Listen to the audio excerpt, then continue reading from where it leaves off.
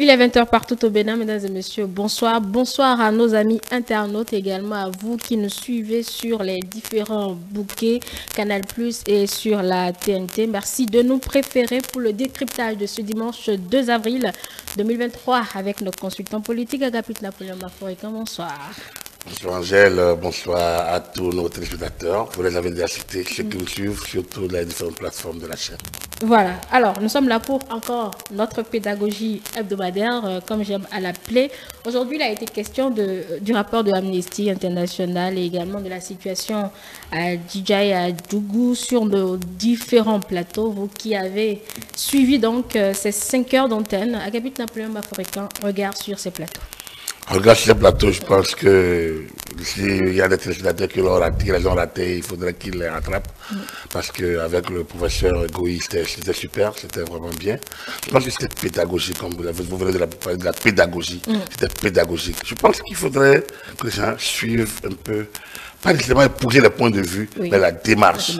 Oui, c'est ça, la démarche. Et si on peut faire l'effort de s'écouter, de se suivre au moins, même en disant, bon, je ne suis pas d'accord avec lui, mais je vais suivre, on va avancer. Moi, j'estime que, même si moi j'étais l'opposant, en écoutant le professeur aujourd'hui, je comprendrai. Il a expliqué les choses comme il faut les expliquer. Je me suis retrouvé entièrement dans tout ce qu'il avait à dire. Une petite nuance par rapport au parti politique timoré. Bon, il n'est pas d'accord. Moi, je pense que les partis politiques peuvent faire beaucoup mieux. En tant que bon militant d'un parti politique, on ne pouvait pas s'attendre à autre chose à de lui. C'est ça. Mais autrement, je le salue par ailleurs et merci à lui. À tout ce qu'il fait, parce qu'en fait, bon, vous savez, il en a vu, hein, il en a vu d'autres, c'est un sociologue, et j'ai aimé également qu'il ait pu évoquer la lecture sociologique d'un certain nombre de facteurs. On a parlé des gays, des homosexuels, mais il y a beaucoup d'autres. Il a parlé de la pédagogie de notre constitution. Si les gens pouvaient expliquer notre constitution, mais pas que l'expliquer, les fondements même de la rédaction, quelles étaient les idées centrales. On a trop fait de parler trop de démocratie au moment où on est. Mais on ne parle pas de cohésion sociale, du travail. Ces vertus, ces lectures, ces vertus n'ont pas été suffisamment évoquées à la rédaction. Parce qu'on était en réaction. Parce que la chose a été très tôt politisée. Parce qu'on était en réaction au PAPB en 90. Il fallait tuer le parti unique. Et vous voyez, Théodore Rollo, Robert Dossou, le professeur Maurice Arrange, on peut l'appeler le dinosaure, le père de la Constitution, comme on l'appelle d'ailleurs. Par ici, c'est un monument. Donc, mais tout ce monde, c'est trop politique. Maître Massifa, je me demande même quel sociologue on avait à l'époque, quel linguiste, quel historien. Donc, notre Constitution mérite d'être réexpliquée. Là, le petit pamphlet explicatif de professeur Aïvo, quand vous le prenez, ce qu'il a fait avec la Fondation Konrad Adenauer, quand vous lisez ça, et vous voyez lui-même, professeur Aïvo, politique, prendre certaines positions, où on ne sait pas si c'est l'homme politique ou c'est le constitutionnaliste, vous êtes perdu parfois. On devrait pouvoir faire la part des choses, et ainsi de suite. Ça, je salue un peu cette clairvoyance à son niveau. Et puis bon, mais j'espère que ceux qui doivent l'entendre ont entendu. Au plateau, oui, nos journalistes... bon, je pense que c'est pas mal, même si on peut attendre un peu plus de profondeur dans l'analyse. Mais bon, j'espère qu'ils n'ont pas mon expérience. J'ai pu parler quand même aussi. Non, le duel, c'était... Bon, nous, tout le monde le connaît. Augustin, même le jeune... je pense que ce jeune élu, puis il est suppléant. Oui, suppléant. Je salue d'abord son courage d'être arrivé. Mais après, je pense qu'il a besoin de retourner à l'école de l'éducation civique. Je pense qu'il lui manque quelque chose encore. Quand j'entends, il répète mécaniquement certaines choses. Il est trop jeune pour... C'est ce qu'on lui a appris à dire peut-être. Non, aucune école ne lui a appris ça. Je pense qu'il était allé à la mauvaise école politique. État de droit, état de loi, c'est une confusion. Il a qu'à relire notre préambule.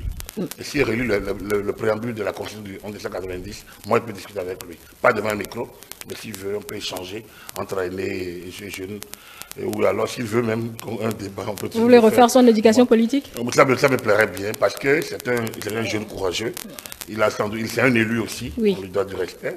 Mais ensuite, il est passé à côté, parce qu'il a écouté, il est à la mauvaise école, l'école de la paresse intellectuelle.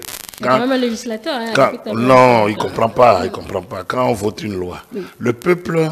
Il ne peut pas des lois votées la nuit. Tout ça, c'est de la confusion. C'est la chanson, en fait. On lui a appris à réciter. Oui, mais la chanson, chanter, si vous préférez. Une chanson ne vaut pas droit.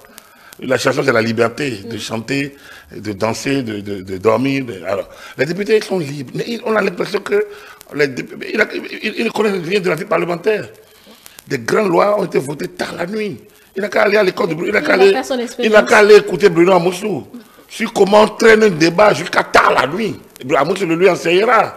On le fait exprès, Je suis un ancien chroniqueur parlementaire. Oui. Hein? Il faut demander à l'école de Adrien Ngwedi. Parce que ces deux personnalités qui ont caractérisé les deux, ça fait 4 mandatures. On en a 9, non? On est à la 9e. Les deux seuls, Adrien Sel, c'est 3. Amoussou 1, ça fait 4, non? Nago 2. Et puis celui qui est là 2, ça fait 8. Et il dit qu'on a les 1, ça fait le 9. Ça fait le 9. Alors donc, lorsqu'un débat est houleux, il peut aller au-delà. Au-delà. Donc, voter une loi la nuit. Donc, lorsqu'il y a de l'impératif, parfois, il y a des élections, on est obligé de voter le code électoral tard. On a connu ce moment-là. Donc, à ce moment-là, je ne sais même pas où est-ce que lui était. Donc, il faut qu'il aille à l'école de la vie parlementaire pour savoir qu'on peut voter. C'est vrai que lorsque des vieux parlementaires comme Éric Ngwedi reprennent ces choses-là, c'est pour ça qu'il est allé à la mauvaise école. Parce que ceux qui ont l'expérience ne devraient pas en faire un problème. Ça, c'est d'abord le principe. Sinon, on embrouille. Ouais, ce jeune-là est embrouillé par les bruits, les mauvais bruits que leurs aînés, que ces aînés sortent, alors qu'ils savent que ce qu'ils disent là n'est pas vrai. Ça, c'est la première chose. Oui. Mais revenons à l'état de droit. Oui, l'état de droit n'est pas différent de l'état de loi.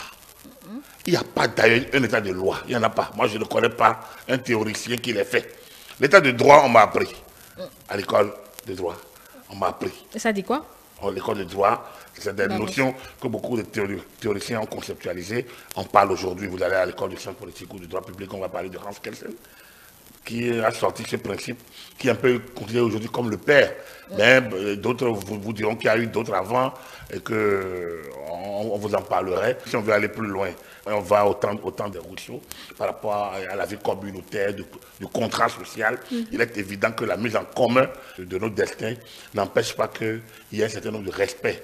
Et quand on dit que le plus fort n'est jamais assez fort pour être toujours le maître, s'il transforme sa force en droit et l'obéissance en devoir, ça montre que même la force là ne peut jamais, sauf dans une loi de talion, la force ne peut pas régner dans un état normal de gens bien, de gens civilisés, et que ça ne peut qu'être la loi. Donc de la force de la loi, de l'esprit de la loi. Et là, nous ne sommes pas dans... On parle de la loi et on ne parle pas de droit. Bon. Or, c'est la loi qui crée le droit.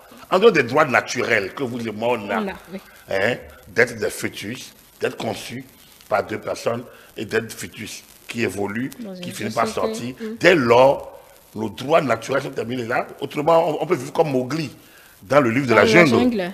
On n'est pas là. Donc nous sommes alors dans une société civilisée où alors le droit entre en ligne de compte. Oh, le droit, c'est quoi? Le droit, ce n'est que la volonté d'un groupe donné, à un moment donné, mais un groupe habilité à exprimer, à transformer cette volonté-là en droit. Et donc la loi, c'est cette volonté-là qui se traduit à travers le vote de la loi et qui devient le droit. Et on dit, ça va être exécuté comme loi de l'État. Comment se fait-il que, brutalement, on parle de 83 députés à 109 députés? Parce que la loi peut par là et offre désormais aux femmes le droit de disposer d'un siège par circonscription électorale, siège attribué aux partis qui sont majoritaires et qui est qualifié pour avoir droit au siège. Voilà comment ça fonctionne. Alors quand on me sépare l'état de droit de l'état de loi, on embrouille les gens. Et donc, surtout quand c'est un jeune homme qui veut commencer sa vie parlementaire en dedans, je pense qu'il faut qu'il aille à une autre école, l'école de la lecture, l'école de la culture démocratique, l'école de la possession du savoir, l'école de la connaissance. Je pense que ça lui manque un peu. Il faut faire ça d'abord avant d'écumer les plateaux. Sinon, il va... Dit sous ces autres angles, c'est tout comme si, bon, il a raté, au fait, le coach Agapit l'a payé. Moi, je pense qu'il a raté. Je pense humblement qu'il a raté sans vouloir nuire à sa dignité. Au contraire, je veux bien l'aider humblement. Simplement parce qu'il a choisi des gens qui sont, disent-ils, du côté du peuple ou bien... Je veux bien l'aider humblement à comprendre que ceux qui disent qu'ils sont du côté du peuple, mais ils sont dans le... En fait, ils ne jouent pas le jeu franc. Vous savez, quand on dit être fair, c'est qu'il faut savoir perdre, il faut savoir gagner. Cela ne dit pas le bon dialogue. Moi, j'ai écouté la sortie des partis démocrates. Les mêmes disent qu'on dit non, qu'ils ne veulent pas aller à la grâce. Ils ne veulent pas demander pardon, mais quoi. Ils ne se reprochent rien. Ils ne se reprochent rien. Pas de grâce parce que à qui ils vont le demander? À qui? C'est grave. Pour un parti de républicains. C'est très grave. Mais les tribunaux ont jugé. Mais l'état de droit, c'est ça. Si le tribunal juge, je ne me retrouve pas dans ce qu'on me reproche. Donc, à notre jeune ami, par ailleurs, l'état de droit, 3 critères. Oui. La hiérarchie des normes, Oui. l'égalité de tous devant la loi et la séparation des pouvoirs. D'accord. Oui. Alors, la égalité de tous devant la loi veut que les mêmes tribunaux qui ont jugé Bada, des mêmes tribunaux qui ont décidé de mettre Agueva en prison, c'est la même criette qui a décidé, qui a jugé les personnalités dont nous parlons. Agueva, perd son âme, a une famille. Bada a une famille. D'autres sont les faits ne sont pas les mêmes, Agapit Napoléon. Je dis c'est le même, donc c'est le même tribunal. Ça veut dire qu'il est qualifié. Oui. Première chose. Ensuite, c'est le même juge qui existait avant l'arrivée de Patrice Talon. Donc, du coup, qui ont servi sous Rekia Madougou, qui a été garde des Sceaux. Alors, est-ce que ces juges-là ont changé? Est-ce que la règle judiciaire a changé? Non. En fait, c'est quoi? C'est-à-dire qu'il faut qu'on fasse de la pédagogie, comme disait le professeur Goyi. Il faut qu'on fasse de la pédagogie. Parce que les gens, ils vont dans tous les sens. Quand j'entends le parti dire à qui on va demander, moi je leur demande de demander excuse. Oui. Mais si vous ne voulez pas demander excuse, alors mais pourquoi vous voulez aller que les gens votent amnistie? Parce qu'il faut pas, c'est le même pouvoir. Ça fait l'État, c'est le même État. C'est les institutions, c'est le Parlement qui a voté les lois. Le même Parlement qui a voté, quand vous dites qu'il a voté les lois la nuit, vous pensez que c'est parce que vous êtes 28, il y aura des lois votées la nuit, même sous cette législature. Bon, nous espérons qu'ils vont... il y aura les lois votées. Ils peuvent quitter. Là, ils vont voter. Parce que le Parlement n'est pas au rythme de la minorité. Le Parlement, c'est au rythme des exigences du moment. Et donc, ils vont faire quoi? Donc, c'est peut-être que ce jeune homme, il est à la mauvaise école. Et donc, il écoute de mauvaises choses. Et il les répète mécaniquement. Et donc, l'avenir devient alors totalement sombre. Parce que quand on peut dire au moins, on peut compter sur une certaine jeunesse. Oui. Quand j'entends encore ceux-là dire ces choses-là, ça m'inquiète. Mais comme je le dis, il ne s'agit pas de crier à haut sur le baudet, mais c'est d'attirer son attention sur son intelligence. Il faudrait qu'il essaye de peser, de ne pas se laisser entraîner. Moi, je ne suis pas un doctrinaire, je ne suis pas un endoctrineur, je ne suis pas... Donc, je le prie de bien vouloir mettre son intelligence au service de ça. Non, je ne suis pas, j'ai pas eu d'école, je n'ai pas un parti. Je le demande. Vous avez pratiquement voulu demander de choisir une meilleure option. Ce garçon, Pierre, mon fils, oui. C'est un frère, c'est un plus un béninois. Donc nous partageons, donc fraternité, justice, travail, c'est un frère, c'est un béninois, c'est un frère. Donc moi, en le voyant, je vois le béné des deux mains. Et quand je vois les autres qui, eux, ils ont tout eu. Et ils pleurent ce qu'ils n'ont plus. Donc du coup, je ne vais pas m'occuper d'eux. Mais ce jeune homme qui a encore toute son avenir devant, il faut qu'il essaye de mettre sa raison au service, donc son intelligence au service de ses analyses, de ne plus répéter mécaniquement ce qu'on lui fait répéter. Il a dit, ce qu'il a dit aujourd'hui, là, s'il se réécoute dans 10 ans, il peut avoir des remords. Parce que c'est pas normal. Quand ils vont trouver, quand François Xavier lui a demandé, quand ils auront le pouvoir, ils ne vont pas voter les lois. Donc, il faut qu'ils fassent beaucoup attention. Moi, j'estime que, là, ce n'est plus lui, c'est toute les diatribes de ce parti-là. Quand vous refusez de déroger aux lois, vous allez contre la notion d'état de droit. On n'est même pas dans l'état de loi. L'état de loi, ça n'existe pas. C'est un faux concept. Donc, on n'en parle plus. Il y en a beaucoup qui reviennent là-dessus. C'est pas parce qu'on est dans un... Parce que le respect des lois, certainement, quand il parle de l'état de loi, respect des lois, des normes établies, Agapit Napoléon Baforican. Il parle de l'état de loi, que c'est l'état de loi, que c'est l'état de dictature. C'est ce qu'il dit. C'est de l'embrouillamini. Là où il y a la loi, il ne doit pas avoir l'arbitraire. Parce que la loi est votée par un Parlement régulièrement en place. Et donc le Parlement vote la loi selon les règles prévues. Il y a plus de... on a parlé de la hiérarchie des normes. Oui. Donc, hiérarchie des normes, égalité de tous devant la loi et séparation des pouvoirs. Merci. Donc, quand on s'entend là-dessus, regardons si on n'en a pas. Quand on demande au chef de l'État d'interférer dans la justice, on dit libérez-les. On demande au chef de l'État d'interférer dans la justice. Non, c'est pas... C'est exactement ça. Le chef de l'État ne peut pas les libérer. Quand la justice a fini son travail, justement. Oui, il n'a pas ce droit. Il peut faire une grâce. À les libérer, eux ne veulent pas de la grâce, il faut le repentiatif. Oui. Alors, donc, s'ils refusent. La grâce ne les arrange pas. Donc, du coup, on demande aux choses de quoi? De dire que la justice n'a pas dit du droit et que tout est effacé. Ils sont allés un peu, cette sortie-là a montré, les a permis de sortir un peu, de nous dire un peu ce qu'ils attendent. Ils attendent un coup de force qui libère les gens et annule tout. Et puis s'ils ne peuvent pas l'avoir, ils ont tenté tout. Ils préfèrent alors dire ils vont au Parlement. Et quand pour aller à l'amnistie, quand on veut aller à l'amnistie, Oui. l'amnistie, c'est pas, comme je vous l'ai dit, c'est pas un conférence de presse. Il faut aller démarcher les autres. C'est pas de la livrer. Vous avez fait campagne sur ça. Ça n'a pas marché. Vous l'avez, et maintenant vous venez faire confiance pour dire que vous l'avez. Et vous refusez de négocier avec eux. Mais vous dites que maintenant vous direz, et vous demandez qu'ils puissent voter. Comment? Mais il y a une telle incohérence dans la démarche. Ils vont forcément en venir à la négociation. Non, ça veut dire, au fait, je vous dis une chose, c'est comme l'a dit, je ne sais pas si c'est Chodjin qui l'a dit, ou c'est Goï. Je ne sais pas, quelqu'un l'a dit tout à l'heure. Oui. Mais au fait, ils ne veulent pas. Je me dis, bon, eux, ils auraient fait ce qu'ils ont voulu, ce qu'ils doivent faire, même s'ils essaient un peu pas aller au bout. Moi, je pense que, non, ils n'ont pas fait ce qu'ils doivent faire. Ils sont en train de faire de l'hypocrisie politique. Ils ne veulent pas qu'on libère les gens. Comment? S'ils voulaient, ils connaissent... Vous ne pouvez pas être péremptoire sur la question comme ça. Il n'y a pas plus de trois. Ils ne veulent pas la remise de peine. Ils ne veulent pas la grâce. Donc, ils veulent que tout soit effacé. Oui, tout. C'est ce qui les arrange. Donc, très bien. Donc, il n'y a que l'amnistie. Bien. L'amnistie, qui est le chef de la majorité politique. Là, on est dans une négociation. Oui, on est d'accord qu'il y a un chef. Mais vous ne pouvez pas dénier le droit à ceux-là, de voter les lois, vous ne pouvez pas les juger. Que maintenant, c'est comme si c'est vous, les 28, qui a amené la démocratie au Parlement, et leur demander de venir voter, balayer les condamnations du tribunal. On peut constituer leur conscience personnelle. Leur conscience. On ne peut pas s'en référer forcément à leur chef, Agapit Napoléon Bafouika, c'est vrai. Il y a une logique. On appelle à débaucher. Si vous préférez. Non, mais ça comme vous voulez, mais pour vous donner les résultats. Ils veulent les débaucher. Si je les débaucher, c'est qu'ils n'ont pas de conscience eux-mêmes. Parce qu'il faut respecter le tribunal qui a fauté. Il faut respecter les tribunaux, les cours. Ça veut dire que le fautif présumé, même si on l'a condamné, moi je crois en ma justice, mais je me dis, elle n'est que celle des hommes. Et donc je prends toujours la distance de tout ce que nous faisons en tant qu'hommes, parce que nous sommes des hommes après tout. Donc, moi vous ne me voulez pas attaquer la justice, parce que j'ai été devant la justice aussi une fois. Vous ne me verrez pas attaquer la justice, pas parce que je ne suis pas tout d'accord avec les décisions des cours ou tribunaux, non. Mais j'estime qu'elle est justice, bien. Elle est justice, parce que c'est nos normes démocratiques. Encore que nous avons 3 voies de recours. C'est nos institutions de la République. On a parlé de la séparation des pouvoirs.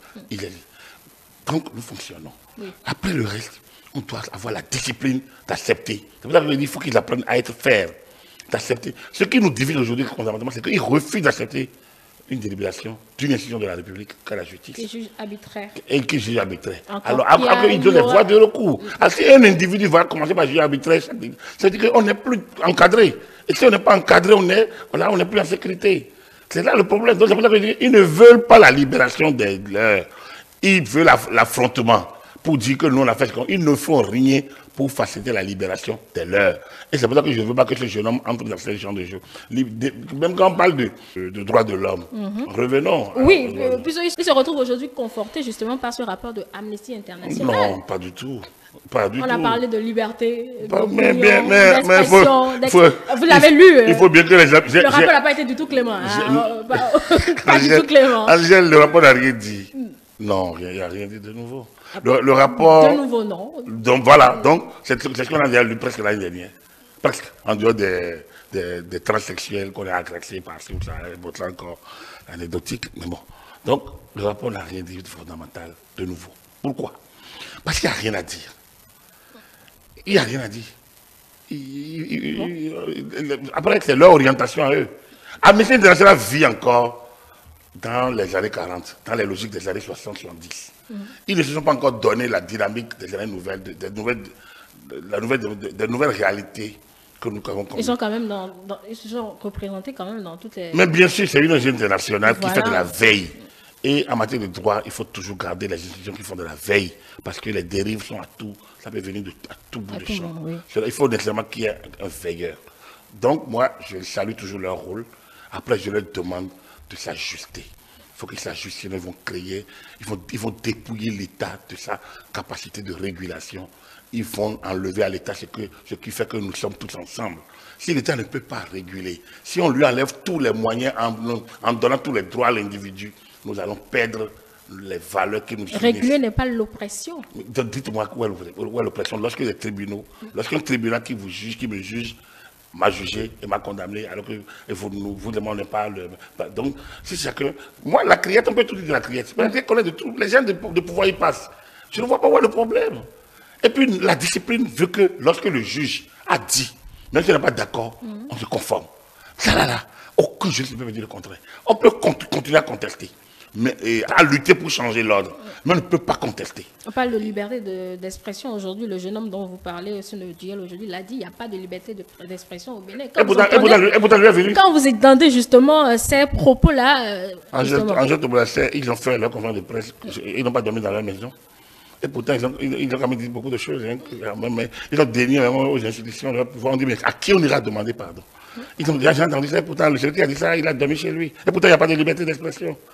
Il n'y a pas de liberté d'expression. Quand ils viennent librement. Quand lui, il est venu ici, il a parlé, il est rentré chez lui, on l'a empêché de rentrer chez lui.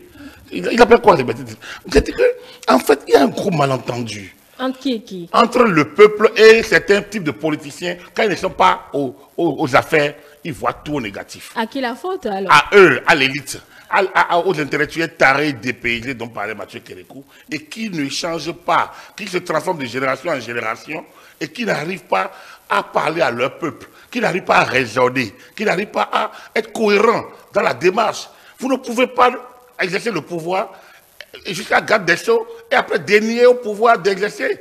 Vous allez diriger les magistrats, et après vous trouvez qu'ils sont tous mauvais.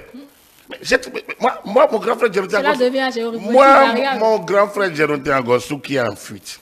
Moi, je dis qu'il est en exil. Bon, moi, je veux bien. Il est en fuite, il a fui la justice. Moi, je veux bien comprendre son problème. Tu étais garde des Sceaux. Mais fais-nous le point alors de comment tu dirigeais la maison de justice. Moi, je veux bien. Il écrit beaucoup. Il s'en doute beaucoup, j'espère. Mais il n'a qu'à nous écrire sur comment. Et qu'est-ce qui a changé entre-temps? Par exemple, qu'est-ce qui a changé entre-temps? Il a dirigé la maison de justice. Oui. Il était brigade des Sceaux dans l'affaire empoisonnement. Il n'a qu'à nous dire ce qui s'est passé. Il n'a qu'à nous dire comment il a fonctionné. Il n'a qu'à nous dire les choses. C'est le paquet, c'est Bernard Méthode était au paquet. Au paquet général, il me semble. Mais il n'a qu'à nous dire comment il a fonctionné avec ça. Et s'il le fait, ça permettra au peuple de comprendre que la justice sous tout talent n'est pas la justice. Et que la justice sous Yaïs est la meilleure justice. Et là, je comprendrai. Mais s'ils ne le font pas, et ni Ricky Amadougou, ni lui, ça pose alors le problème. Donc, il ne s'agit pas de venir parler pour parler. Il s'agit d'aller à l'essentiel. Sinon, on embrouille les populations. Tu étais ministre de la Justice. Après, tu dis qu'il n'y a pas de justice chez toi. Mais il y a un problème.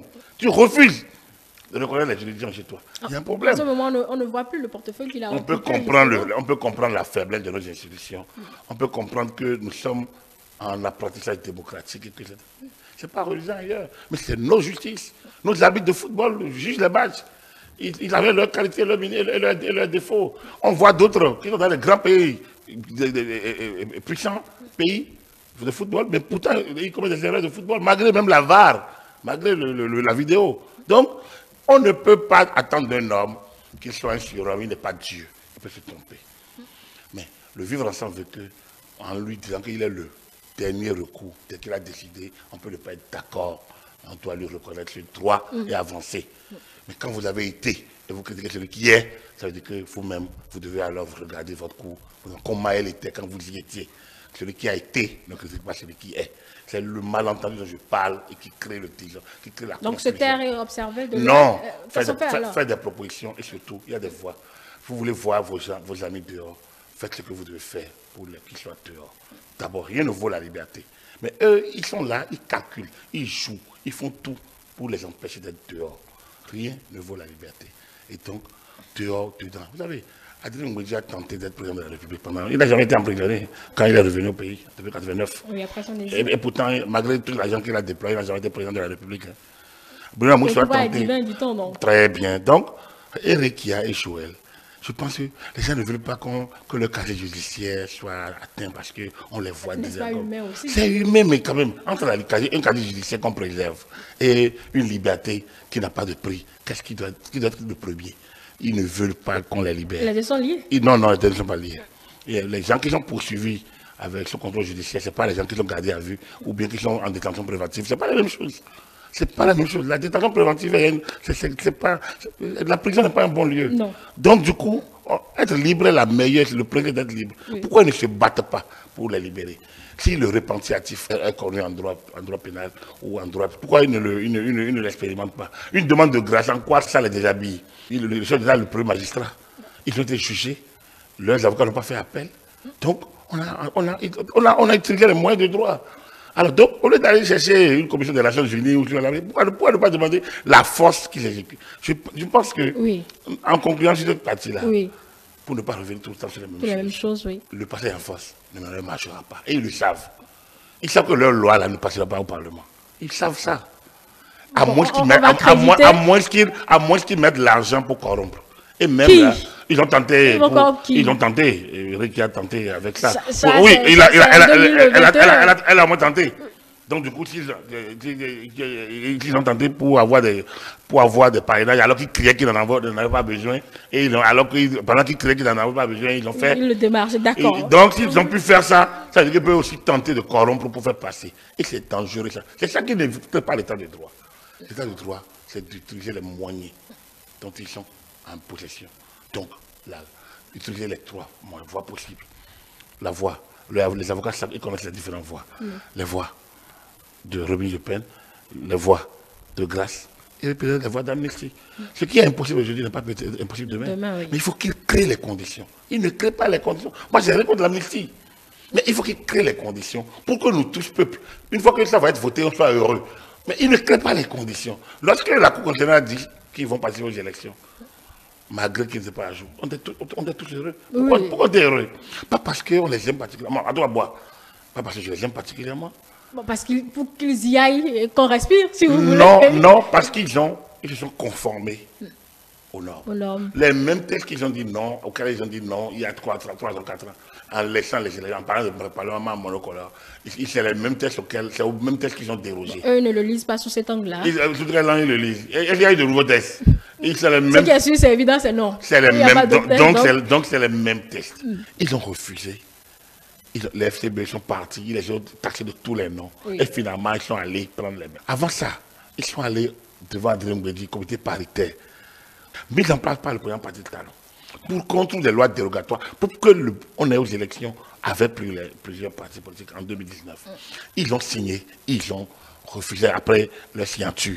Eric Oundete, Gabaya, je le répète, je le dis à vous avez tellement taclé dessus ça. Non, Gabaya, parce que lui c'est un ancien parlementaire. Et ils ont fait ça sans rien expliquer au peuple. Pourquoi ils ont signé? Pourquoi ils ont... Ils ont eu l'occasion de s'expliquer. Non, ils n'ont jamais dit pourquoi ils ont revenu sur les chantiers. Pourquoi non? Mais oui, mais ils doivent dire. Donc, du coup, eux là, c'est que quand ils n'ont... Pour eux, c'est ça ou rien. C'est nous, on prend le tout ou bien il n'y a rien. C'est quoi ça? C'est pas ça la démocratie. Donc ils ont fait ça. Après, les autres sont allés. Ils sont revenus.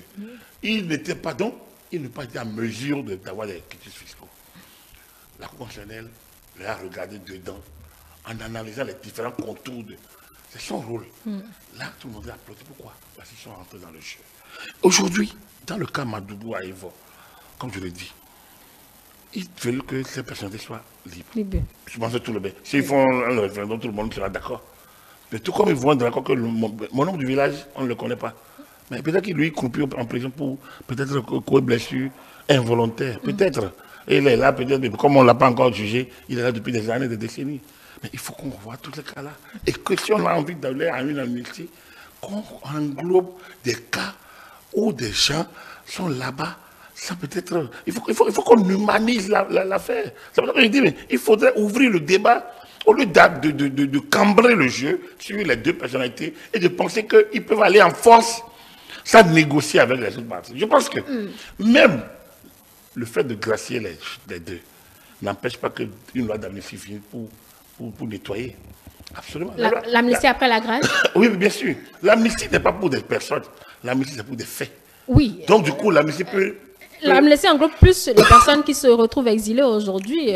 Beaucoup plus. L'amnistie peut intervenir après une grâce. L'amnistie peut intervenir après une remise de peine. L'amnistie peut intervenir à tout instant. Si, à Mondéa, Et le porteur au bout. Maman, c'est-à-dire que tu perds ton mouton, tu trouves les entrailles, puis prends d'abord. Donc, dans le cas d'espèce, je pense qu'ils sont en train de perdre du temps. Et donc, ça veut dire qu'ils ne veulent pas qu'on libère les gens. Ils cambrent le jeu, ils embrouillent la carte. Si les intéressés aussi ne s'en plaignent pas, je pense que...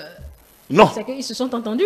Moi, c'est ça, il ne veut pas se libérer. Moi, je ne sais pas. Bon, moi, je ne l'interprète pas, je pose la question. Moi-même, comme je n'aime pas supputer, je préfère aller au fait. Moi, je laisse les intéressés aller à l'heure. Eux, ils sont là-bas. C'est eux qui savent les réalités qu'ils vivent. Oui. Je pense qu'il faudrait qu'on puisse essayer d'avancer. Oui. On n'avance pas. Le même sujet revient en boucle. On n'avance pas. Si non, je pense que les médias... un cycle infernal. Non, je pense qu'on n'avance pas. Il faut qu'on stoppe. Et on avance. La liberté n'a pas de prix. Et ceux qui savent que la liberté n'a pas de prix, ils savent les voies qu'il faut emprunter pour que ceux qui sont en prison soient d'abord dehors. Et quand ils sont dehors, le reste peut se gérer. Alors, mais ce qu'ils font là, c'est pas pour libérer les gens, c'est pour cambrer le jeu. Et ça pour les maintenir encore en prison. Il ne faut pas attaquer quelqu'un et dire, maintenant, je viens de voir la nuit pour qu'on négocie. C'est impossible.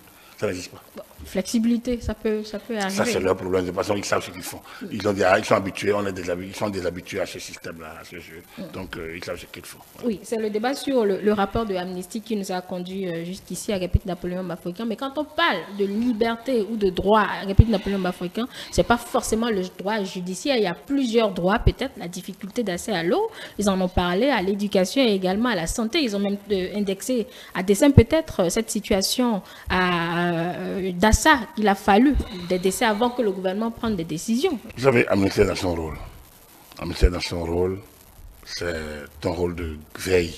En fait, je vais résumer 16 indices de démocratie, là, comme donc Amnesty, Transparency, Reporters sans frontières. C'est l'absence de mesures de régulation étatique. En fait, c'est prime aux droits individuels. Prime aux droits individuels. Ça ne peut pas fonctionner. Les droits individuels n'existent pas. Comment? Sans droit public. Les droits individuels que vous et moi, on a, c'est les droits naturels. En dehors des droits naturels, il n'y en a plus. Parce que les droits individuels, là, pour qu'ils existent, il faut un régulateur. Il faut que votre liberté s'arrête là où commence à être pour que vous jouissez de vos droits individuels. Oui. Voilà. Le droit à un environnement sain, c'est un droit individuel ou c'est un droit collectif? Collectif. Bien. Mais qui respire l'environnement? Qui respire l'air?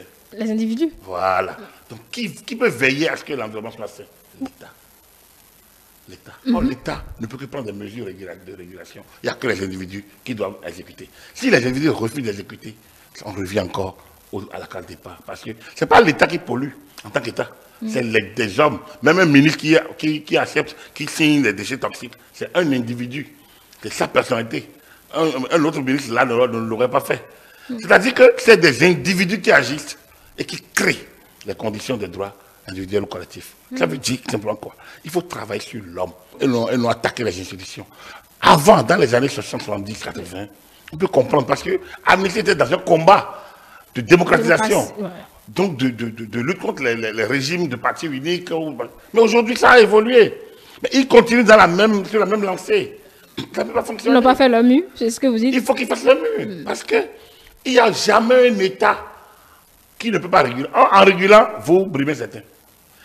Prenez-moi n'importe quel droit qu'on donne. On crée nécessairement des déficits ailleurs. Forcément. On ne fait pas d'omelette sans casser les œufs.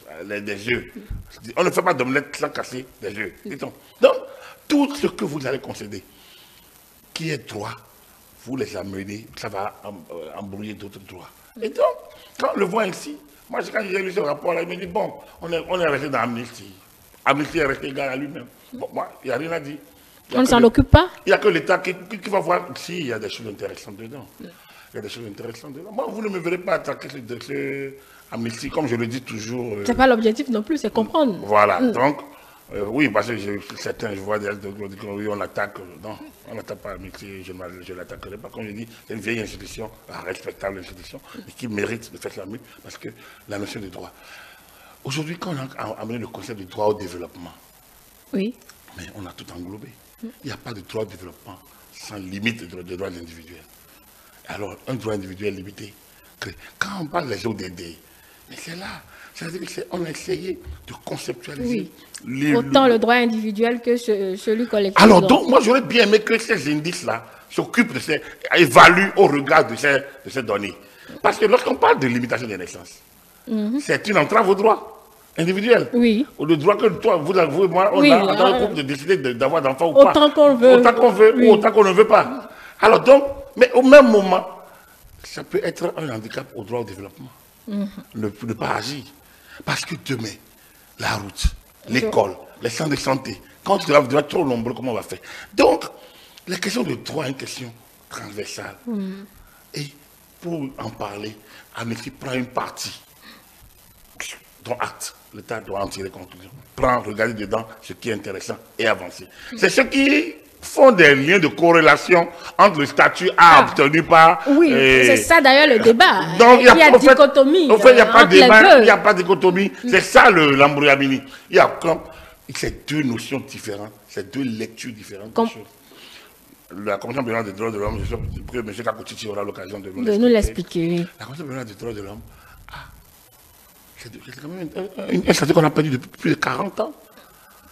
C'était facile de l'avoir, les autres l'auraient déjà eu. Donc, et les organisations des Nations Unies ne sont pas ignorantes de la situation au Bénin. C'est quand même la même Nation Unie dont le groupe de travail a demandé de libérer les autres. Justement. Quand même, on ne l'a pas fait. Le Bénin ne l'a pas fait quand même. Mais pourtant, la prochaine révision du statut, c'est pour vous dire que chacun est dans son rôle. C'est ceux qui veulent embrouiller le jeu, qui trouvent qu'il y a des côtés, il n'y en a pas. Ah bon. Non. L'Amnesty n'a pas donné un avis. L'Amnesty n'a pas classé non plus. Non, et l'Amnesty a évoqué des faits. Voilà. Entre 2000... Et a évoqué des faits et les a datés. Voilà. D'autres analyses vont plus loin. Parce qu'entre deux situations, on regarde on regarde où est-ce que l'État peut faire, où est-ce que l'État peut agir, où est-ce que l'État doit agir, où est-ce que l'État devrait agir et n'a pas agi. Donc, tout ça entre en ligne de compte, d'autres indices entrent en ligne de compte, et cela crée des situations. Donc, le droit au développement, je pense qu'il faudrait que l'Amnesty internationale s'en approprie. Et essaye peut-être de le conceptualiser et de le rendre réellement actif. Le droit au développement, parfois, pour cause d'intérêt public, parfois on peut vous déposséder, par exemple, de biens, avec juste réparation, juste réparation du temps. Mais le fait de vous déposer de biens est un entrave à votre droit à la propriété. Bien sûr. Voilà. Donc, partout on peut retrouver les entraves au droit. Oui. Mais il ne faut pas non plus banaliser. Sans toutefois, là. Il ne faut pas non plus banaliser le travail de l'Amnesty. Il faut juste demander qu'il faut expliquer. Il faut faire de la pédagogie. Il faut expliquer à chaque organisation quelle est la part de l'État. Pour moi, je trouve que ce rapport nous est favorable.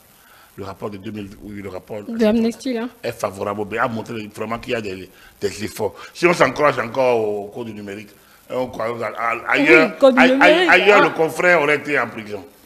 Il a été gardé à vue, il a été libéré et il est sous contrôle judiciaire. Donc ça veut dire que c'est pas encore vidé. Ailleurs, et pas trop loin d'ici, et celle qui vient, Madame Mandougo, nous en aurait donné acte. Ailleurs, il ne serait pas libre. Ailleurs, il ne serait pas libre parce qu'il serait là où on le sait. Donc, et pourtant, il est libre. Il est libre, c'est une très bonne chose. Ça, le Bénin, c'est-à-dire que le Bénin a fait beaucoup de progrès. D'accord. Et pas c'est-à-dire que la décennie Talon nous aurait apporté beaucoup en matière de progrès dans plusieurs domaines. La question des droits de l'homme. Et beaucoup de procès en matière de droits de l'homme. Oh non, pas beaucoup. D'intention, je ne sais trop rien, mais beaucoup de procès quand même. Lisez les 10 rapports sur Yahi. Lisez les rapports sur Kérékou peut-être. Lisez les rapports sur Yahi et vous allez me dire que c'est vraiment beaucoup. Vous allez lire le rapport d'Amnesty sur les 10 années, vous allez voir qu'il y a pire. Aujourd'hui, il n'y a rien de nouveau. Rien. Au contraire, il y a... Donc, maintenant, on rappelle. Puis le rapport ne pas dire au Bénin, rien. Donc, on remonte les faits, les anciens faits. Et on ajuste quelques faits, parfois banals. Mais en matière de liberté, rien n'est banal. Donc, du coup, c'est pour ça que je dis, il faut peut-être que l'État regarde dedans et voir ce qu'il peut utiliser pour avancer. Vous savez, cette affaire de sapeur-pompier à Dassa. Oui, a priori, ça peut vous révolter. Mais après, dans les conditions là, les sapeurs-pompiers n'auraient pu rien faire. Ils auraient pu faire quelque chose si c'était un peu plus proche. S'ils avaient des moyens, il y avait même une station. Le sapeur-pompier ne va pas anticiper qu'il y aura feu. Pas anticiper, mais la prompte réaction. C'est-à-dire quoi, quand il y a feu, ceux qui sont dedans se sont déjà brûlés. Ne réactivons pas. Pas la douleur des gens, oui. Mais cette situation-là est une situation qui ne peut pas être prévue. C'est comme un accident d'avion. C'est comme un accident. Il n'y a rien à dire. Comme à la grande États-Unis, il y a eu World Center quand même. Les tours humains, avec toutes les qui ont comme les moyens de persuasion et de dissuasion. Il y a des choses qui échappent à l'entendement humain. Et c'est pour ça que parfois, on dit qu'il faut aller faire. Même l'Église catholique allait prier sur les lieux. Les vaudons sont allés sur les lieux. Il y a des choses parfois qui échappent à l'entendement. C'est vrai qu'un État ne peut pas se laisser aller à ça là. Un État doit prévenir. Donc, leur réaction, l'Amnesty International sur la situation n'est pas mauvaise, à mon avis. C'est bon de réveiller l'État. Mais au même moment, l'État ne peut pas mettre des sapeurs-pompiers qui vont être prêts à intervenir sur l'étendue des 112 800 km². Ce n'est pas le débat aujourd'hui, sinon je vous aurais relancé. Non, relancez-moi parce que l'État ne peut pas autant vous mettre derrière, comme les transsexuels qui ont été... L'État ne peut pas mettre derrière chaque gay, chaque homosexuel, encore que vous et moi. On est des citoyens libres, on ne sait même pas notre penchant, mais est-ce que moi j'en ai pas, vous n'en avez pas. Alors, on est 12 millions, combien de millions de Béninois là, le recensement va nous le dire, mais l'État ne peut pas mettre derrière chacun un policier pour la sécurité. Alors donc, c'est nous qui produisons la sécurité, chacun de nous. C'est nous qui produisons la sécurité routière, chacun de nous. C'est nous qui produisons la sécurité sociale, chacun de nous. C'est nous qui produisons la liberté individuelle, chacun de nous. C'est sur l'homme qu'il faut agir. Je continue de le dire. L'État fait de son mieux, mais l'État ne peut pas tout faire. Et lorsque l'État en fait de trop, on crie. On est dans un régime libéral. L'État doit n'être qu'un régulateur. L'État ne peut pas être... On crie parce qu'on ne comprend pas. Il faudrait des explications, justement.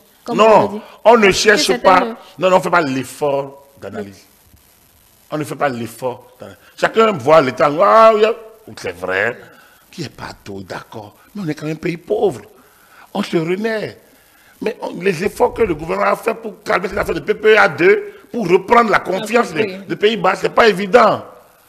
Donc, et pourtant, les gens ont déjà oublié tout ça. Là, on parle de l'eau qui est absent, mais les progrès faits par chaque gouvernement depuis 1990 pour que l'eau aille dans les différentes contrées ne sont pas rien. Sur la décennie, il y en a eu. Mais il y a PPA2. Surtout le phénomène des bidons jaunes, la colline. Voilà. Là, il y a eu des efforts. D'abord, avec cette affaire de PPA2, ce n'était pas si évident. Non. Et pourtant, la coopération a repris avec les Pays-Bas. Donc, à chaque niveau, il faut analyser en tant que citoyen. C'est pour ça que nous qui avons été formés sur la Révolution, on est conscients du rôle, des limites du rôle de l'État, mais également du rôle de chacun pour produire le covoisinage. D'accord. Produire la prospérité, on doit la produire ensemble. Par le travail, je reviens encore à mon mot, le travail. Oui. C'est le travail individuel qui permet à la collectivité de mieux se... Chacun à sa place. Aussi, on ne sait pas travailler. Lorsque les gens sont sur les réseaux sociaux du matin au soir, pas pour produire de la pensée, mais pour réagir épidermiquement, pour vous attaquer, parce qu'ils n'ont pas de la connaissance, ils n'en ont rien d'autre à foutre. Eux, leur pensée, c'est ce qu'ils ont cru, ils se sont réveillés là-dessus, et quand tu ne parles pas de leur position, ils vont te juger. Normalement, dans un pays où on est soucieux du développement, tout le monde doit être au travail. On ne peut pas, des bras valides qui ne travaillent pas, mais c'est dangereux. C'est dangereux. Et ils vont vous demander s'il y a le travail ou le travail. Si, il y a le travail. Il y a le travail. Albert, j'ai dit, même si nous vendons de l'eau potable au Nigeria, on sera un pays développé. Vous savez ce que ça veut dire? Il y a du travail. Si déjà ils peuvent déjà balayer, ils peuvent déjà balayer leur salon le matin. Ça, pas ranger leur chambre. Ça, c'est le ménage. Non, ça va les occuper déjà. Déjà. Et s'ils font le ménage, les leurs seront moins malades. Et puis, s'ils seront moins malades, ils vont dépenser moins en santé. Et donc, ils vont mieux se porter. Et plus ils se portent mieux, ils iront sur le marché du travail. Et ils vont sur le marché du travail, qui sont en bonne santé, ils vont travailler. En fait, il y a une corrélation entre l'assainissement interne. Or, eux ne sont même pas assainis. Il faut dire qu'ils assainissent leur mental, qu'ils assainissent leur environnement.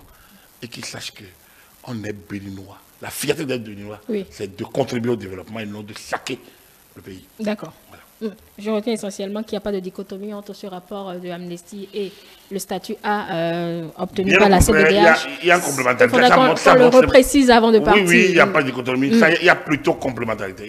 Ça montre que le gouvernement est sur la bonne voie. Voilà. Et je pense qu'Amnesty même devrait analyser son propre rapport, il l'aurait dit. Mais comme eux, ils n'analysent pas. Voilà, C'est pas leur rôle. Ils collectent des données et voilà. Voilà, deuxième sujet évoqué aujourd'hui sur nos plateaux, il s'agit de la situation à Djidja et à Djougou par rapport au remplacement des maires qui ont été élus pour siéger au Parlement. Faille de cette loi interprétative, Agapit Napoléon Baforika. Vous savez, j'étais contre cette loi interprétative à l'époque. J'avais dit que moi, j'aurais fait l'option du contrôle par le juge du contentieux. Le juge du contentieux aurait pu régler le problème, tout simplement. Et on n'en parlerait plus. Mais le législateur a préféré y aller. C'est son droit. Et nous voilà rebolote. Non, la loi n'a pas de problème. Qu'est-ce qui se passe alors? Non, il ne se passe rien, c'est un jeu d'acteur.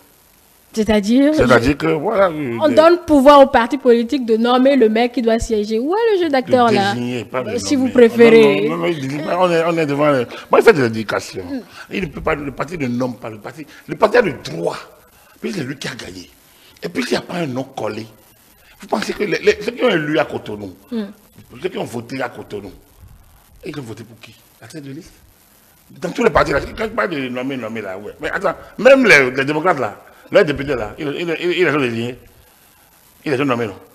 Ou bien ils les ont désignés? On les a mis sur une liste. Très bien. Et le peuple qui a élu, qui est allé aux urnes a désigné. Moi, si vous êtes troisième, vous venez faire campagne chez moi. Et je vous vote et qu'il y ait seulement un qui passe. Tel que les choses sont faites, c'est vrai que les têtes de liste partent un peu plus avec beaucoup plus de chance. C'est exact. Oui. Que selon le mode de scrutin, enfin, oui, selon le mode de scrutin, c'est comme ça que ça se passe.